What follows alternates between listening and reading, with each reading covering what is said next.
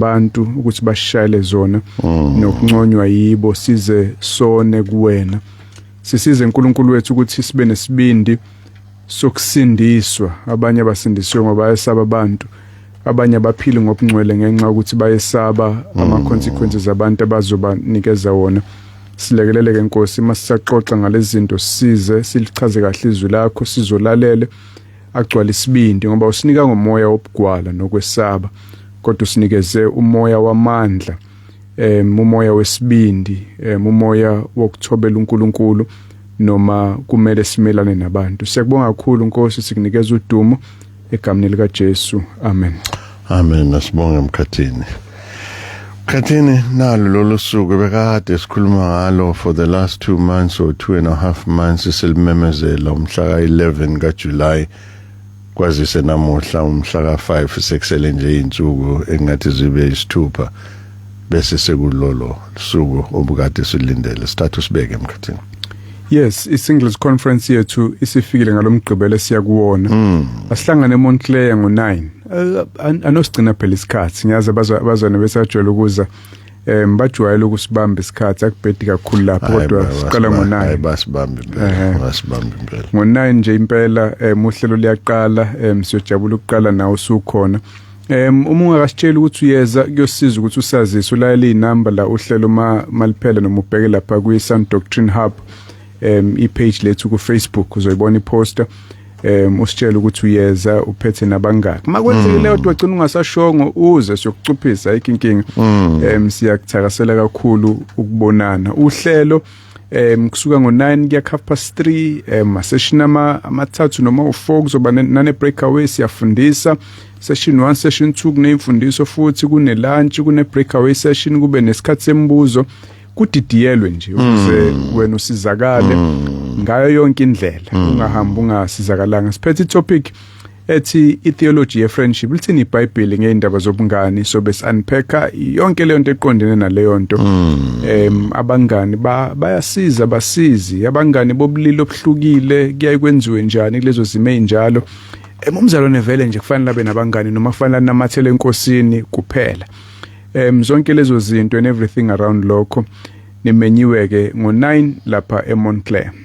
I had some very good feedback Mkhathini phakathi nesonto ngohlolo lwethu sibe nalo last week mayelana nalento. Abantu abaningi bebengayiboni lento yobungani ngalendlela uNkulunkulu ayambule ngayo kulesonto edlule. Ngiyabamema ukuthi abeze bazozwela bokhoma, they will get even more than lokho abekuzwe kwihora kuphela kwazise sizobe sindawonye kusukela ngo-9 kuze kushaya wona 3 o'clock noma 3:30, and bangakwazi nokubuza nembuzo baphinde bashare futhi nabo ama-experiences wabo amahle nabuhlungu, ubuhle nobubi bokuthola abangani abangaqondile noma abangani uthi bathembile bakudisappointed and all of that, nokuthi badila njani nalezo zimo uma bangahlangabezana nalezo zimo. Asiphindeke futhi usuku nesikhathi Mkhathini. Umgqibelo lo siyakuwona umhla ka-11 kuJuly silapha e-191 Wood Road eMontclair, i-recreational hall lapha opposite incancathela yedolo eMontclair. Ngo-9 ekuseni inkonzi yaqala, siyasibamba ke isikhathi bayazi abaye bafike. Uzame na ukuthi ubusukhona. Yes, 9 kuya 3:30. Sizobe sinezikhulumi ezincane nezindala zesilisa nabesifazane, awusihalelise nje kancane ukuthi obani sobe sibalindile noma sobe sinapho. Kudidiyelwe impela. Abalaleli abanye babacabanga ukuthi uma sigqugquzela mhlawumbe sinjengomuntu advertisayo ngoba kunemali ezotholakala. Cha, ayikho imali. Intshisakalo yethu ukusiza nje wena emphefumulweni wakho. Sinentshisakalo yokubona ibandla likaNkulunkulu lihamba ngendlela kaNkulunkulu kuzona zonke izigaba zalo. Abashadile baphethe indlela kaNkulunkulu, nabangaganile abangaganiwe nabo siyafuna ukubasiza kakhulu ilentshisakalo yethu. Wena udinga ukukhokha imali, siyakulungisela nje yonke into. Mawunikela ukhona osipha khona ukubuyisela icomments ebandla, siyambonga uNkulunkulu ngalo, kodwa akukho mali ekhokhwayo. I-main speaker yethu umfundisi uMgqibelo usuka lapha neGoli, umfundisi akamdala kakhulu akafani naso usathe kuba musha uyalithanda iqiniso lezwi likaNkulunkulu uyihlelile uprepare ukuthi azosikhonza kule topic le so besikhona sonke thina sonke oyayusizwe so besikhona bakhona nomama abahleliwe kakhulukazi ukulekelela abantu besifazane kule breakaway session xoxwezaba abantu besifazane khona imibuzo abathi abanye abathanda ukuyibuza mhlambe uthembile uyakhuleka uyabheka manje uzobuza lo mbuzo ubuzeka kangcono makwabantu besifazane bodwa namadoda odwa kanjalo insizwe so besihlele kanjalo so ke sikhona ukulekelelana nokufundisana nokuxoxa nokuphendula imibuzo kumnandi ke nje nokuhlangana usho ukuthi uyayisilalele uyayusizakale sibona nobuso nobuso siyojabula kakhulu uma ungasube khona imzuzu esele ngaphambi kwasiluguqise lo hlelo isi amashumi amane mina ngudidi ngokankosi nginobaba ukhoza wena osanda kuvula umsakazo wakho sihloko sethu esikhuluma ngaso namuhla ukumesaba uNkulunkulu siqhathanise nokusaba abantu izake enkonfeni kulesa study esiyakuyona siyafisa ukuba nawe kakhulu siyafisa ukuhlanganyela nawe inkonfa zethu usually mkhathini they are very well attended siyabamema ke manje ukuthi ngempela ba RSVP sikwazi ukubalungiselela bonke abantu sikhuluma ngalesi sihloko sethu ke mkhathini njengoba bengisendlalele sinayo leyo nto yokusaba nokuhlonipha abantu esiphila nabo ngaba umndeni ngaba othisha ngaba abantu emphakathini esibabona njengabaholi ngaba ama elders ngaba befundisi ngaba noma ngabe ubani nje abantu esibazisayo abanye basaba izingane zabo mkhathini abayizalayo abafuni ingane zabo zibabone benza izinto eziphambene nokulunga and all of that yet ke kwesinye isikhathi siyakwenza ngifisa ukwazi ukuthi kunamthelela muni asiqale ngaloko kokusaba abantu noma kokuhlonipha abantu okudlula uNkulunkulu kunamthelela muni empilweni zethu lokusaba abantu Izaka 29 uverse 25 uthi ukwesaba abantu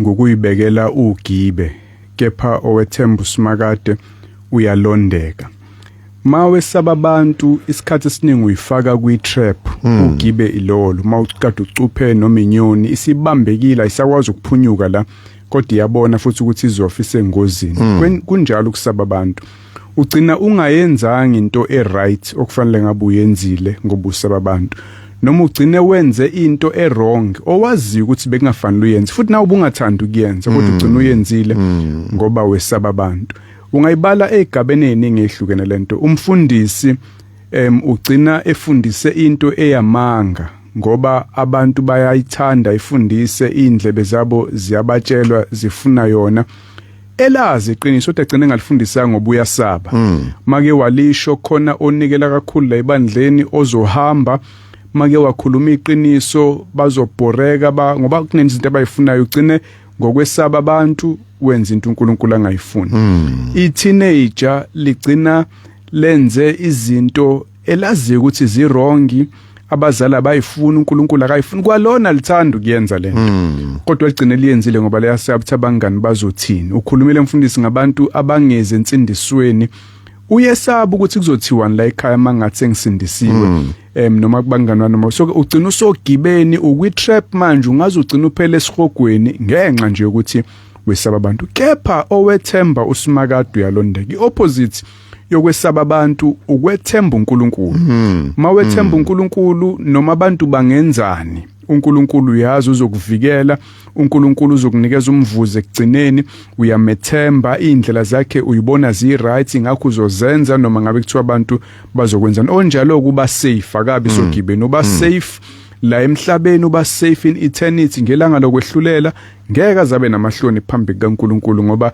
akaphilelanga elokejeqeza abantu ukuthi bathini uphilele intando kaNkulunkulu na enye into mkhathini ngokusaba abantu nokuhlonipha abantu ukudlula uNkulunkulu ukuthi every person une opinion yakhe. Every person une expectation yakhe. Ungathola ngesihloko esithize ube nabantu abawu5 noma abawu10 bonke bane opinion ehlukile nezifiso ezahlukahlukene ngaleyo nto leyo. Whereas ngapha kuNkulunkulu yinye nje into uNkulunkulu elindelile. So awunayo lento yokuthi mangathi ngihambisana noKhoza uNkosi uzothini, mangithi ngihambisana noNkosi uMhlongo uzothini, mangithi uMhlongo unjilo uzothini, uDlamini uzothini. Whereas uma eqinisweni kaNkulunkulu into kaNkulunkulu ayijiki ngesubject ethile, ihlala into eyodwa nje emkhathini. Yebo impela. Uthi uJesu mayikhuluma ngalento yokwesaba uNkulunkulu lapha kuLuka chapter 12 kuverse 40 usikepha ngithi kini bangani bami ekhuluma nabafundi bakhe ningesabi, ningabesaba ababulala umzimba bengenakwenza lutho okunye emva kwalokho. Abantu lokho the worst they can do kuwena ukukubulala emzimbeni, kodwa ayikho into abangakwenza wena mawusufile. Athi verse 5 kepha ke ngizakunitshengisa okufanele nimesabe. Mesabeni lo othi esebulele abuye abe namandla okuphonsa esihogweni. Impela ngithi kini mesabeni lo. Ukwathi imfundisi asiyidefine indaba yokwesaba ukuthi yini. Bengizothi mina all of the above. Ukwesaba uNkulunkulu yebo ukumhlonipha ngoba uyamazi ukuthi umkhulu, uyesabeka, ungcwele, uyamhlonipha, ufuni ukumphula umoya uNkulunkulu. Kodwa futhi kunayo ifiye nje, ifiye literal leyo kwesaba ukuthi nangomuntu uzongibulala mangithi ngikhonza uJesu, kodwa uNkulunkulu phela uzongisa esihogweni mangingamkhonza uJesu. Bese wesaba uNkulunkulu kakhulu kunokusaba umuntu ozokubulala. Obokuyicabanga leyo nto baningi abantu umfundisi abangazile ensindisweni ngenxa yokusaba ama consequences. Uzophela umendo wami mangathi ngisindisiwe, bazongixosha la ekhaya, uzongizonda ubaba mangithi ngisawakhonza amadlozi, abangani bami kuzoba njani. Cabanga ukuthi konje uNkulunkulu uzokwenzani yena mawugcina ungaphendukanga ezonweni zakho. Saba uNkulunkulu kunokuhlukunyezwa abantu, kunepersecution yabantu. Usho njalo uJesu la. Saba yena ongagcini nje ngokubulala umzimba kodwa kwazi nokuphonsa esihogweni. Angiyela lapha encwadini yabaseRoma mkhathini. Incwadi yabaseRoma uthi uNkulunkulu ngepeni lika apostoli Paul uthi the more ububi banda umusa kaNkulunkulu uyavama. Singayibalansisa kanjani lento yokusaba abantu more than uNkulunkulu in relation to umusa kaNkulunkulu? Because abantu abanamusa mawenza into wrong nokubulala ngakubulala same time, nokuzonda ngakuzonda same time, nokudisciplina nokukushaya ngakwenza same time. uNkulunkulu on the other hand unesineke, unomusa, athi umusa wakhe usilidela ekuphendukeni. But mase ngijwayele ukwenza izinto ngoba ngazi ukuthi there's no immediate consequence as a result of umusa kaNkulunkulu. Akuyona mhlambe enye izinto eyenza ukuthi lokumesaba uNkulunkulu singabi nalolo valo nokumesaba uNkulunkulu, because asikwazi ukubalansisa umusa wakhe nalabantu abasinikeza immediate punishment, so to speak. Uqinisile phela emfundisi, umuntu uyasabisa ngoba uzohlina khona manje, uzongithela impama khona manje, uzongithethisa khona manje, kanti uNkulunkulu amanye ama consequences athatha isikhathi before afike kuwena. Unesihe, unesineke, unomusa. Kodwa into okufanele ube careful of yona ukuthi inqumo ozenzayo mawulokhu uzenza iphindelela ziba ama habits nemkhuba kuwena nama addiction okugcina kunzima ukuhlukana nawo. Umuntu ugcina engazange eze kuNkulunkulu, engazange ayenze intando kaNkulunkulu, engazange eze kuJesu, angaphenduka ezonweni zakhe. Mhlambe wayehlosa ukuthi uyogcina ephendukile, kodwa ngenxa yokujwayeza ukwenza intando yabantu kugcina kungenzekanga, agcina phela esihogweni ngaleyo ndlela. Ngakho oqaphela ukudelaya ukwenza intando kaNkuluNkulu ngoba uthi hayi abantu beyibona baphambi kwami ibona bazongilimaza masinyane kodwa wethemba uNkuluNkulu uyenza intando yakhe noma abantu bengafuni kunevesi elithi ukwesaba uNkuluNkulu kunomvuzo kulokhu kuphila nokuphila okuzayo ngeke kuyisole ngokwenza intando kaNkuluNkulu yes kungaba nama consequences amambi manje abantu bakwenza okumbi kodwa ekugcineni umvuzo wakho muhle mawenza intando kaNkuluNkulu kodwa uyoyisola ngokugolozela uNkuluNkulu la elabantu lewe ishoyo mkhathini ukwenza izinto uthi usazoba senkosini ni uyafisa nenhliziyo iyafisa inkhumbuza laba abazisingisi bathi the streets of hell are paved with good intentions bonke laba basesihogweni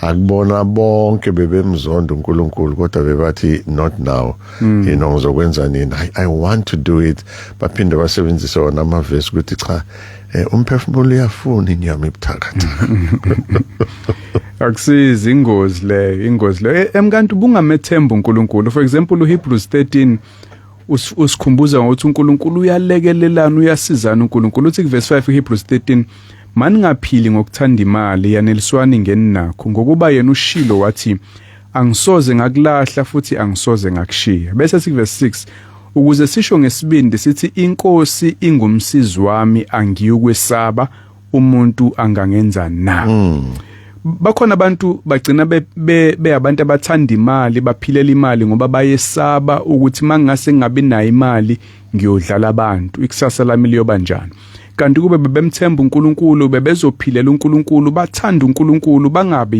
igqila zemali bangabe abantu abagreedy uthi ku verse 6 singakwazi ukuthi singabe abantu abanjalo ngokwethemba uNkulunkulu sithi inkosi ingumsizi wami inkosi izongilekelela abantu mabengixaka inkosi izongilekelela makufika ukweswela empilweni yami ngakho ngeke ngisabe abantu umuntu angangenzani mina ngoba uNkulunkulu usesayidini lami mkhulu ongakimi kunalowo sezweni asifundeni ukumethemba uNkulunkulu uyalekelela uyasiza bona bonke abahamba ngokwentando yakhe hey lo Hebrews 13 lo verse 5 Lord mangaphili ngokuthanda imali yaneliswani lokwenako hayi abazalwane banenkinga la inkinga enkulu hayi umzalwane ungamthinta kiyo yonke indawo ungamthinta emalini yabona mase kufika emalini la ubona khona ukuthi cha mhlambe lensizwa noma lo baba ayakasindisiwe ngalendlela esicabanga ngayo mase kufika ekumesabeni uNkulunkulu nasekuthandeni imali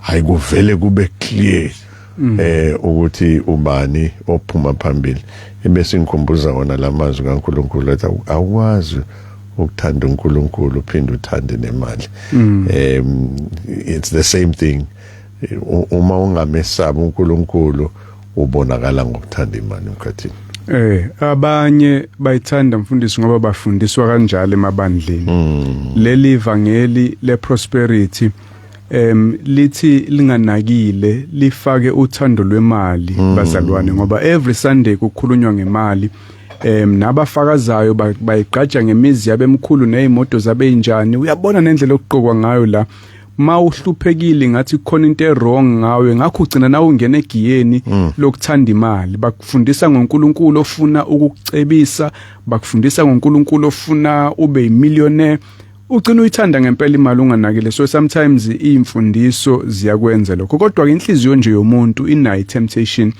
yokuthanda imali kodwa awudingi ukuba nama millions ugcina usacrifice ukukholwa kwakho ungahlala ungenawo ama million uthembe nje uNkulunkulu ngoba uNkulunkulu uzokunikeza okudingayo ngesikhathi ukudinga ngaso akasoza kuyekelele ngeke akushiye ngeke azakulahle isibindi courage yokuthi umuntu athembe uNkulunkulu nentando kaNkulunkulu angakuthola kanjani because siphila nabantu emhlabeni siphila nezihlobo zethu siphila nabantu abangasindisiwe all over siphila nabantu abangamesaba uNkulunkulu siphila nabantu abaphikisana nezwi likaNkulunkulu so uma mina ngithi ngikhetha uNkulunkulu engingamboni ngamehlo engingakwazi ukumthinta ngiphila nabantu aba-hostile kuNkulunkulu ngi-startup lesibindi. Sinesibonelo mfundisi laphana kwincwadi yezenzo indlela abapostoli ababe nesibindi ngayo. Kwizenzo 29 ubona uPetru ephendula abaholi baka-Israyeli, osopolitiki baka-Israyeli abaphathi impela uthi kodwa uPetru nabapostoli baphendula bathi simelwe ukulalela uNkulunkulu kunabantu. Babe batshela ukuthi abayeke ukushumayela ivangeli futhi bayazi ingozi oPetru ibona labantu ababulala uJesu. uHerodi owayinkosi kulezo indawo uqeda ukubulala uJakob uJames one of the apostles. oPetru bayazi into engenzeka kubona babe banenkani beqhubeka beshumayela kube kuthiwa bangashumayeli. Kodwa uPetru esaba uNkulunkulu kunabantu uthi simelwe ukulalela yena uNkulunkulu kunabantu. Mangase silalele nina yebo mhlambe sophila siguge sibebadala kodwa bese silahlwe sihogweni loNkulunkulu. Kungcono ningamane nisibulale manje kodwa siphila ingunaphakade uNkulunkulu asinikeze umvuzo ngalokho. Nangempela bagcina bebulewe bonke abapostoli except for John. They were all martyred. Kodwa leso sibindi sabo sokwenza intando kaNkulunkulu noma abantu befuna ukubalimaza kwangempela sivela ekutheni bayamesaba uNkulunkulu. Besaba lona amandla ukuthi esebulela umuntu aphinde aphonse esihogweni kunalo nje okwazi ukubulala umzimba kuphela. Thina abazalwane sibuye sibenteke manje sikhutshwa bangihlebile angisamkhonza uNkulunkulu. Ngiphelele umsebenzi ngiyagula angisamfuna uNkulunkulu ngoba asimesaba uNkulunkulu. Siyakhohlwa ukuthi umehluleli umlilo oqothulayo ngempela awufuni ukudelela uNkulunkulu. Kungcono abantu bangenza into abangenza yona kodwa ngizomlalela uNkulunkulu. Lo Petru lo uyisibonelo esihle emkhathini. Ngiyacabanga lo Petru oma ngesibindi phambi kwabahluleli athi solalela uNkulunkulu kunokulalela abantu. Uyena lo Petru lo ongazange abe nesibindi bathi siyayazi lensizwa ibihamba nalo Jesu hayi mina hayi omunye emva kwesikhathi kwezowesifazana athi hayi kodwa wena ungathi umunye bahamba na ubesaba abantu ngaleso sikhathi ukusaba uNkulunkulu awusinikeze lesibindi abengenaso oqala ukuthi usesithatha phi manje lesibindi. I-difference iPentecost ilanga lePentecost wehla umoya ongcwele wayethe uJesu nizokwamukeliswa amandla uma umoya ongcwele sefikile phezukwenu. Washintsha uPetru igwala lemthembisa uJesu ukuthi akasoza amphike yena kodwa wamphika waze wathuka ngisho inhlamba. Washintsha waba umuntu onesibindi ngoba umoya ongcwele wenze njalo empilweni yomuntu mayisefikile. Abanye abantu bacatha umoya ongcwele umbona ngokuthi umuntu avukwa amadlingozi enkonzweni enza izinto ezingajwayelekile. Umbona nje kulento yokuba nesibindi sokwenza intando kaNkulunkulu. Kuthi kuneyinhlupheko ezingase zikwehlele mawuyenza into uNkulunkulu afuna uyenze kodwa uqhubeke uyenze anyway. Isibindi siyisiphiwo sikamoya ongcwele ezinye zezithelo zikamoya ongcwele umuntu aba naso empilweni yakhe uma esesindisiwe. Bonke abasindisiwe bamamukela umoya kaNkulunkulu ngakho wena osindisiwe unawo amandla ukuthi no eyintweni eyiphambene nentando kaNkulunkulu uthi yebo entandweni kaNkulunkulu whatever the consequences. Asikuzwe ukuthi wena uthini lapha ku-Sound Doctrine Hub Facebook page yethu nalapha ku-073-709-1991 nalapha ku-086-1010-300. Usesimetse kaMngoma uthi ngiyabingelela abafundisi bami engibathandayo impela we can't wait for Saturday. Looking forward to the singles conference. Ulifa kaNgubane uthi ayibonga inkosi sinilalele online sendleleni eBloemfontein sibheke eThekwini. Lolifa Ngubane mkhathini i-anniversary yabo namuhla benonkosikazi wakhe uLetisha. Abanye siqhenya ngabo ngala singles conference esiba nabo. Happy anniversary kinina bakaNgubane awu kwangathi uNkulunkulu can give you 100 more years nihamba lendlela. Asithathe nangumlaleli sikwamukele emoyeni. Siyakwamukela emoyeni sawubona? Sanibona baba umfundisi uNkosi, baba umfundisi uKhoza nethimba lonke nje leSound Doctrine Hub. Siyabingelela egameni leNkosi ethu Jesu Kristu. Amen. Baba umyeni. Baba ukwesaba baba ngicabanga ukuthi enye into eyingozi kakhulu uma ukhonza uNkulunkulu onovalo. Ngeke ngakhuluma enye into ebandleni nginikezwe ithuba ngithi ngendlela abantu abakhonza uNkulunkulu abangamagwala ngayo. Uyazi ukuthi usaba ngisho ukuphatha iBhayibheli emini kwaBha aphathe leli iBhayibheli leli nje leli impela leli elinombala obomvu alifihle baba umfundisi, hayi ngoba ulifihlana ulifihlela abantu. Uyasaba ukuthi mayehamba leli iBhayibheli phambi kwabantu uzophoxeka. Hey uyabona ungabuka nje uthi omunye umzalwane khona omunye umzalwane usindisiwe lensizwe ingangami nangokwe age ithi baba umyeni uyakhumbula ukuthi mina nawe sisazenzela izinto zethu sisaphuza utshwala ukuthi sasinganandaba nokuphatha amathini obhiya namabhodlela ogologo emphakathini. Yini ke manje sengizosaba ukuphatha iBhayibheli likaNkulunkulu abantu bebona ukuthi iBhayibheli likaNkulunkulu sengikholwa leli. Hey yanginikeza isibindi leyo nto ngendlela esimangalisa ukuthi awuyazi lo mzalwane kodwa uqinisile ngempela. Sengaze ngithatha ukuphatha iBhayibheli likaBaba uNkulunkulu kade ngiyiphatha izinto zasezweni ngingenankinga futhi ngifuna abantu bengibone ukuthi ngiphethe lezi zinto. Why namhlanje uNkulunkulu mase ngenzela umusa ngingasamvezi lo nkulunkulu kubantu. So ukwesaba baba kuyingozi ngendlela esimangalisa. U2 Timothy chapter 1 verse 7 zwana nje baba umfundisi ukuthi iBhayibheli limnandi kanjani. Lithi ngoba uNkulunkulu akasiphanga umoya wobugwala kepha owamandla nothando nokuzikhuza. Usho njalo nje athi amaHubo 31 verse 24 qinani inhliziyo yenu ibe nesibindi mina nonke nethemba uJehova. Amen. Amen baba umyeni siyabonga kakhulu. Nangomunye umlaleli uthi sanibona baba umyeni. Alright, angazi ke kwenze njani ngoba baba umyeni neinsimbi zethu kodwa ke kuzolunga.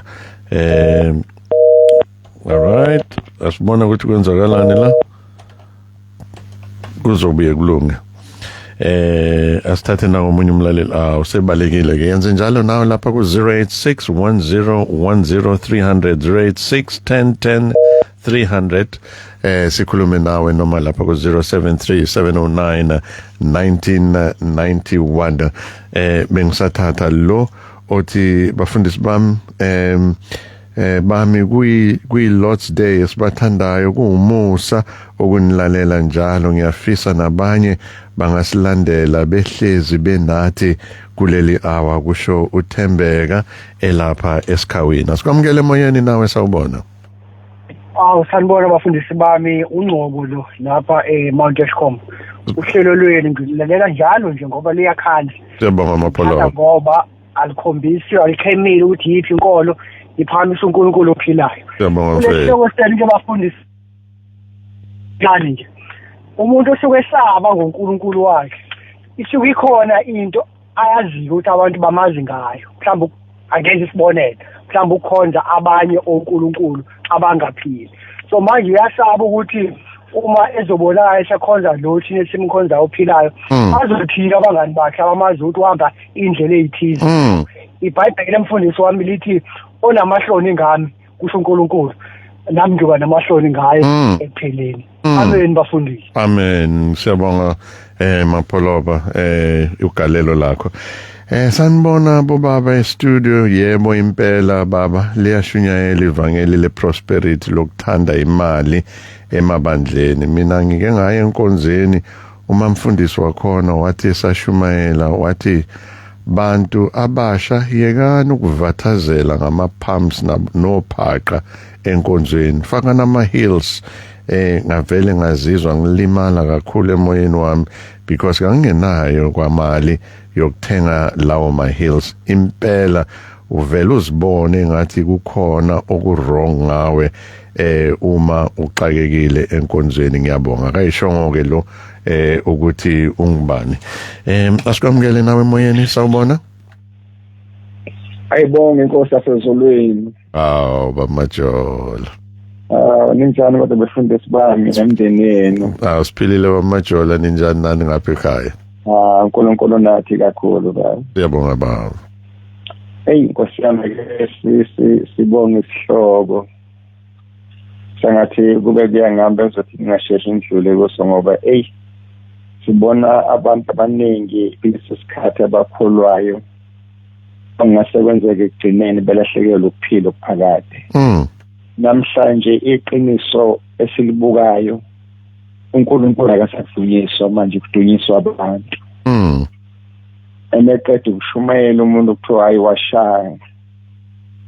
Abese sibuza umbuzo ukuthi kanti yini efanele ukudunyiswa isipanela nomnikazi wesipanela. Ngoba isipanela sikwazi ukwenza lutho ngaphandle komnikazi ukuthi sisetshenziswe umnikazi waso. Thina sazi ukuthi uNkulunkulu ukhuluma ngomuntu. Kodwa manje sekushintshile sekumuntu ekhulumela yena ngoba udumo luya kuyena. Lokho impela kuye kungifiksele ngenyembezi uzwe abantu bedumisana bodwa kanti udumo bekufanele luye kuNkulunkulu. Ayikho thina into besingayenza kodwa yonke into esiyenzayo siyenza ngomusa kaNkulunkulu. Siyenza ngamandla kaNkulunkulu hayi ngamandla ethu. Akukho thina singakwazi ukukwenza. Uma sekwenziwa yithina sekushe enye into ke manje. Uma nje phambi komuntu uNkulunkulu uyakhuluma nekulolu hlelo nje baba kwaba umusa kaNkulunkulu ukuthi ngena ukuthi enike lo msebenzi ukuthi nisize abantu.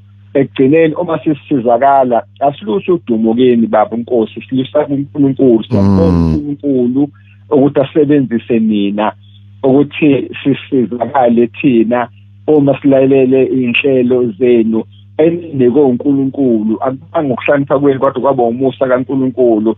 Ubona la abantu besizakala kakhulu ukuthi uNkulunkulu akusimine. Ngibonga into yodwa ukuthi akekho owake waletha udumo kini ukuthi yini nenza lokho kodwa konke kuumusa kaNkulunkulu kufanele kudlule kini kuye uNkulunkulu. Sibonga isandla sikaNkulunkulu esisebenza ngani nokuhlakanipha uNkulunkulu aniphe khona kuumusa kaNkulunkulu baba. Thina sidumisana sodwa ngesikhathi esiphila kuso manje. Ngiyabonga kakhulu baba uNkulunkulu anibusise. Akubusise nawe nomndeni wakho baba Majola, siyabonga kakhulu namazwi enkuthazo. Asikwamukele nawe emoyeni sawubona. Ayibona Nkosi. Sabona masikhuluma nobani kuphi? Khuluma nokaMadune emaphephethe. OkaMadune emaphephethe. Uthini uNkulunkulu ngawe namuhla? Khuluma ngayo bakithi ibuhlungu yona. Kodwa-ke kwabakholwayo imnandi. Kwabangakholwa ayimnandi. Laba basuke bengakaqiniseki kahle ukuthi babheka apha bagxamalazile. Ngoba ukumesaba uNkulunkulu lithi izwi likaNkulunkulu kuqala kokuhlakanipha. Kunokuthi usaba abantu. Ngoba abantu ngeke bakwenzele lutho. Njalo. La mama ngisakhuluma njena ngicabanga indaba kaJeremiah ukuthi Jeremiah uNkulunkulu emthuma ukuthi akayitshela abantu baka-Israyeli ukuthi bonile uyasaba uJeremiah uthi cha ngiyazi Jeremiah ukuthi la uyakhona ngeke baze bayithande le nkulumo ozofika nayo. Kodwa-ke qaphela into eyodwa ukuthi ungake uvumelane nabo ubuse wena usungiflathela mina uvumela ukhuluma into ezothandwa yibona ngoba ngokwenza ukuthi bakujikele bayokubulala. Kanti uma ngabe wena ume lokhu mina ngitshela khona wakhuluma khona noba bangakuzonda ngokuvikela mina. Kushuthi-ke manje le ndaba ikunikeza isiqiniseko lesibindi ukuthi saba uNkulunkulu ukuthi saba abantu. Iloko nje ngisho mina ngamhlazana ngisindiswa ngabatshela nje ingane zami ngatshela bonke engisondele nabo abafethu ukuthi cha bafethu namhlanje mina nempepho nokuguqa emsamo elami idela lisophinde uqe uqile emsamo kodwa awu ngathi cha mangabe nenza into zenu nje ningangibali ngoba ngeke kodwa hayibo ngathi cha ngeke izwili zikaNkulunkulu lithi abantu abasile abanasabelo ngaphansi komthunzi welanga. So-ke indaba kulokhu kade ngiyenza yonke lento angibona ngamphumela ake ngenzeke manje lokho kwedwa. Umphumela-ke wabakhona nginendlu namhlanje engiyakhe ngemali yempesheni ngingasasebenzi ngingenalutho kuvaleke yonke into yami uNkulunkulu wayiveza ukuthi mawumkhonza ngeqiniso uhlukanisa naye uyavela akuhambele. Siyabonga kakhulu. Bonga thina kakhulu mama kaMadume lapha emaphephetini. Sikwamukele nawe Zwe sawubona. Ngibingelele bahlonishwa, ngibingelele bafundisi bami uzwelakhe la unene esho esaneteni. Ngiyabonga kakhulu bahlonishwa esihloko enikhuluma ngaso esinye sezihloko mayelana nezinto engiyaye ngicabange nami ngingedwa. Thina singabantu sisaba kakhulu omunye umuntu oseceleni engabe sisaba uNkulunkulu ngokuba nezwi laNkulunkulu lithi ukuqala kokuhlakanipha kungumesaba uJehova. So yonke into ihamba nobuhlakani noma iwisdom kaNkulunkulu. So uma uhamba ngezwi usindisiwe ngeqiniso ukubona umuntu esaba ngisho eyomzalwane abantu uma bembona esontweni asabe ukuphumela obala ukuthi hayi mina sengisindisiwe.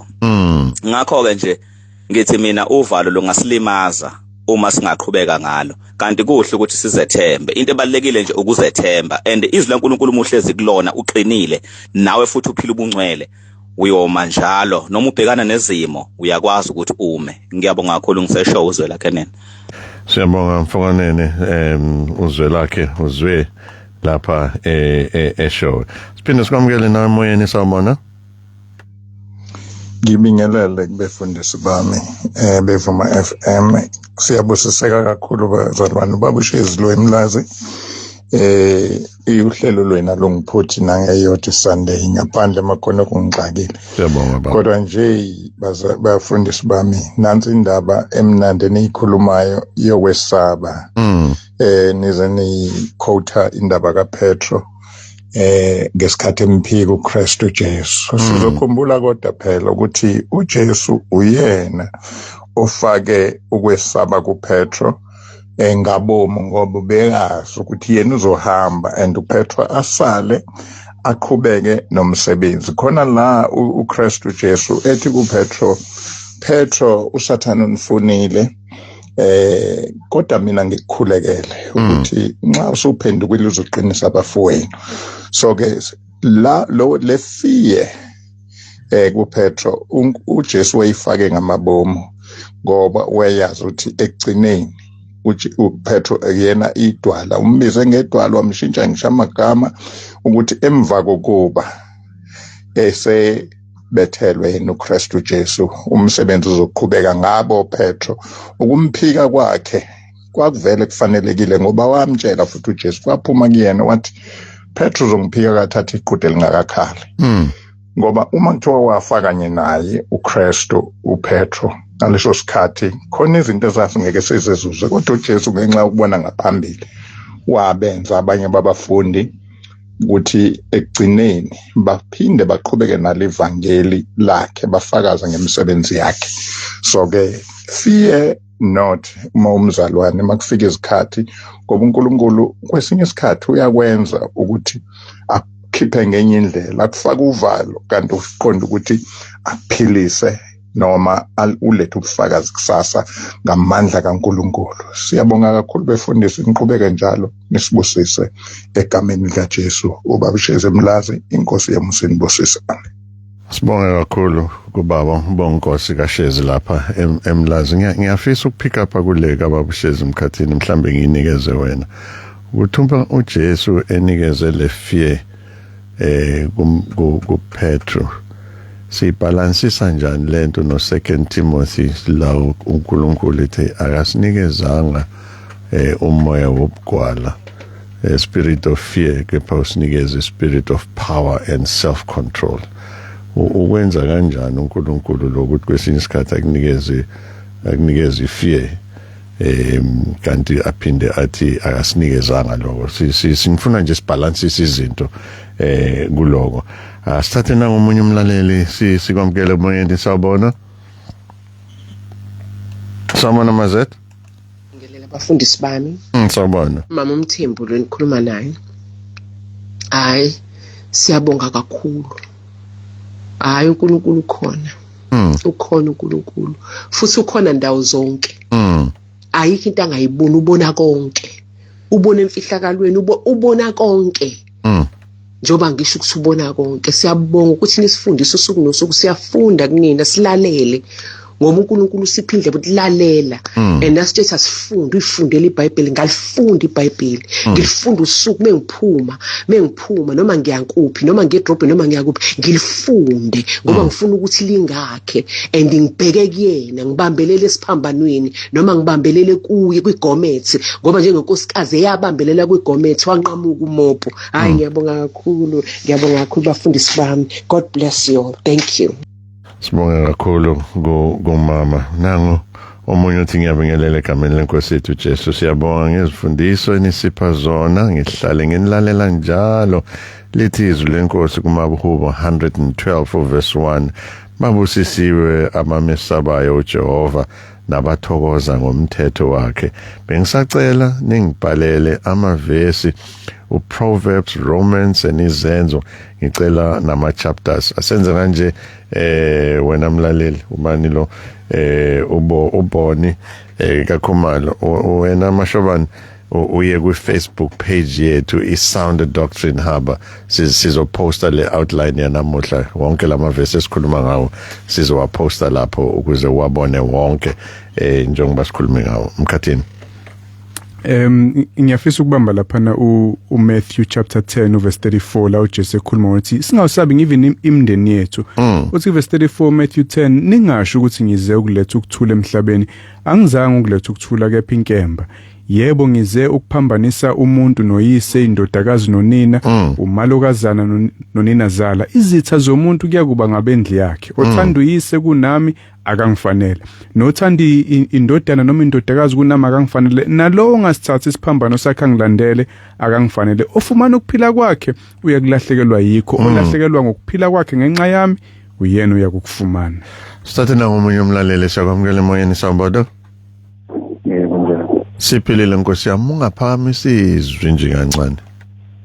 Hayi ngiyaphila nawe. Awuzwakali kahle mfethu ngicela nje uzame futhi ukuphakamisa iphimbo.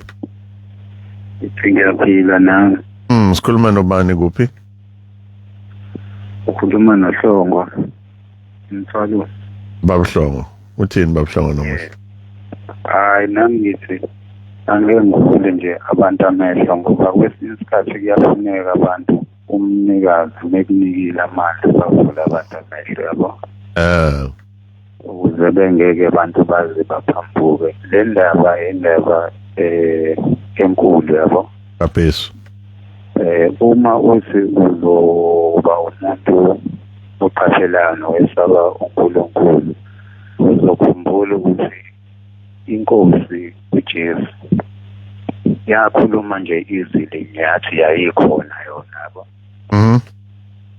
Futhi njengoba yithi yayikhona nasekuqaleni sivezela ukuthi ukuzalwa lokugabusha kusinto yamanje.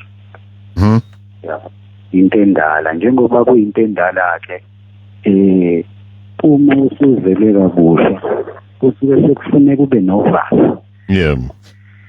Kodwa lolu valo lolu akusilo lolu valo lolu lokuthi usuku saba umuntu uvalo lokuthi njoba sengizelwe kabusha sengizithunywa sikaNkulunkulu ophambili kwami sengiyakusaba ngikubona mina ngikubhekisa kumnene madla onke ngaleso sikhathi uNkulunkulu usuke ekubhekile ekubona ukuthi ngoba nekulethela umuntu ethi nangumuntu lo muntu angashintsha ngene ebandleni ngale nkathi ufika kuyena showcase into okuqala ozoyenza uzobhawa ngoba fanele ukhothame ubhekise kumnene amandla onke ukuthi nangumuntu wakho uyabo. Ngiyabona Kaphesu. Lo muntu uyakuyena unovalo into yokuqala leyo uvalo kodwa kusile uvalo lokuthi uzohluleka kodwa uvalo lokusaba uNkulunkulu ukuthi nangu umuntu wakhe yabo. Kaphesu. Mfakahlongo sesiyabalalela Kaphesu. Mkhathini anginikeze wena leli thuba mfethu sekusele nje umzuzu owodwa ukuba siliguqise leli hlelo Mkhathini.